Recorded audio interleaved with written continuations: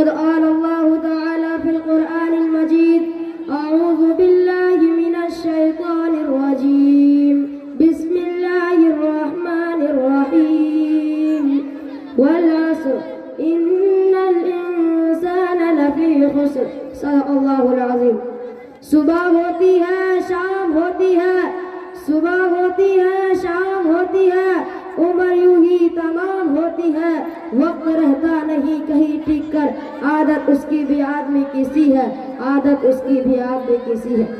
محترم صدر جلسہ، حکم صاحبان، اسٹیج پر جلوہ افروز معزز مہمان کرام اور پنڈال میں تشریف فرمائے مہمان حضرات اور میری ماں اور بہن، السلام علیکم ورحمۃ اللہ وبرکاتہ.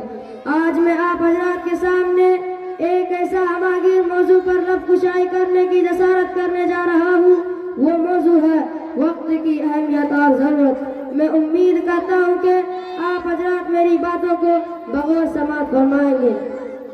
برادران اسلام میں وقت کی بڑی اہمیت ہے. اسلام میں اکثر عبادتیں اسی وقت کے ارد گرد گھومتی ہیں، ارکان اسلام بھی اسی وقت کے گرد گھومتے ہیں. اللہ تبارک و تعالی سورۃ العصر میں زمانے کی قسم کھا کر فرماتا ہے بے شک انسان خسارے میں ہے. اسلام کے غیور نوجوانوں، اللہ رب العزت قرآن پاک میں کہیں فرماتا ہے والشمس وضحاها والقمر اذا تلاها، کہیں فرماتا ہے والفجر وليال عشر، اور مزید اللہ تبارک و تعالی فرماتا ہے ان الصلاة كانت على المؤمنين كتابا موقوتا.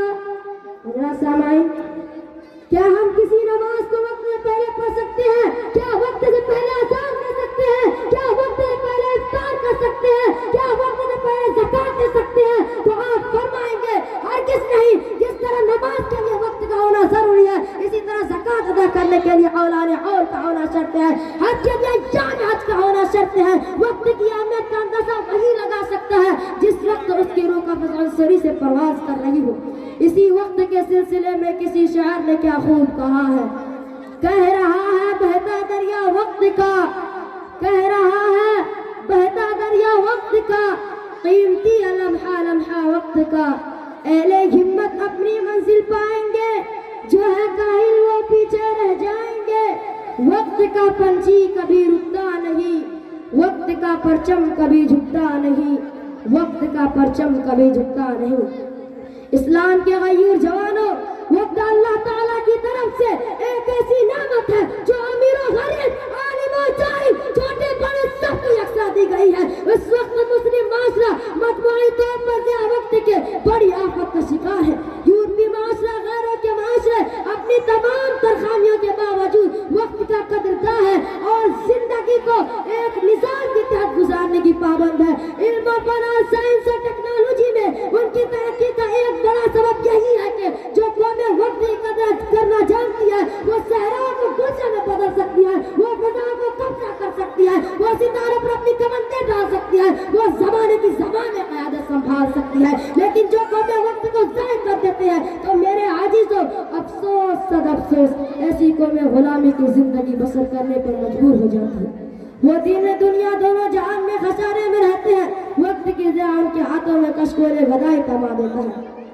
اسلام کے غیور ثبوتوں، صحیح بخاری کی حدیث ہے، عبداللہ ابن عباس رضی اللہ عنہ بیان کرتے ہیں رسول پاک صلی اللہ علیہ وسلم نے ارشاد فرمایا نعمتان مغبون فیہما کثیر من الناس الصحۃ والفلاح. اکثر لوگ دو نعمتوں کا فائدہ نہیں اٹھاتے ہیں. وہ دو نعمتیں کیا ہیں؟ پہلی نعمت صحت ہے اور دوسری نعمت فرصت کے اوقات اور زندگی کو ایک نظام کے تحت گزارنے کی پابند ہے. قیامت کے روز جوانی کے متعلق سوال کیا جائے گا. جوانی کو ضائع کرنے کی وجہ سے حساب بھی سخت ہوگا. ابو برزہ اسلمی بیان کرتے ہیں رسول اللہ صلی اللہ علیہ وسلم نے ارشاد فرمایا لا تزول قدوم ابن آدم يوم القيامة من عند ربه حتى سأل عن خمس عن عمره فيما أفناه وعن شبابه فيما أبلاه وماله من أين اكتسبه وفيما أنفقه وماذا عمل. قیامت کے دن ابن آدم کے پاؤں اپنی جگہ سے نہیں ہٹیں گے یہاں تک کہ 5 باتوں کے بارے میں سوال نہ کر لیا جائے. اپنے عمر کو کن کاموں میں ضائع کیا، اپنی جوانی کو کہاں ختم کیا اور مال کہاں سے کمایا, کہاں خرچ کیا اور کیا عمل کیا. یقیناً انسان اللہ تعالیٰ کی عبادت اپنے اصلاح یہ سوچ کر مؤخر کرتا رہتا ہے کہ ابھی تو کافی وقت پڑا ہے. حضرات سامعین, ایسے لوگوں کے لیے اللہ تعالیٰ سورۃ الاعراف آیت نمبر 24 میں ارشاد فرماتا ہے وَلِكُلِّ أُمَّةٍ أَجَلٌ إِلَىٰ آخِرِ الْآيَةِ. ہر امت کے لیے ایک وقت مقرر ہے, تو پھر جب ان کا وقت آ جاتا ہے تو وہ ایک گھڑی بھی آگے پیچھے نہیں ہو سکتے. وقت کی قدر نہ کرنا, یہ زندگی, یہ وقت اور یہ مہلت بس انسان کو ایک ہی بار ملتی ہے, دوبارہ نہیں ملے گی. جب انسان قیامت کے دن اللہ کے حضور کی ریاضاری کریں گے اور کہیں گے اے پروردگار ایک بار پھر دنیا میں جانے کی مہلت دے دے, لیکن ایسا نہیں ہوگا.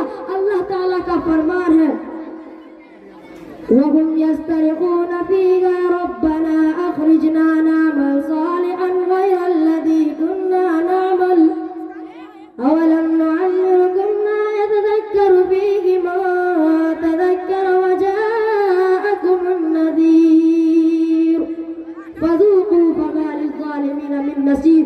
اور وہ اس میں چلائیں گے اے ہمارے رب ہمیں نکال دے, اس کے خلاف جو ہم کرتے تھے.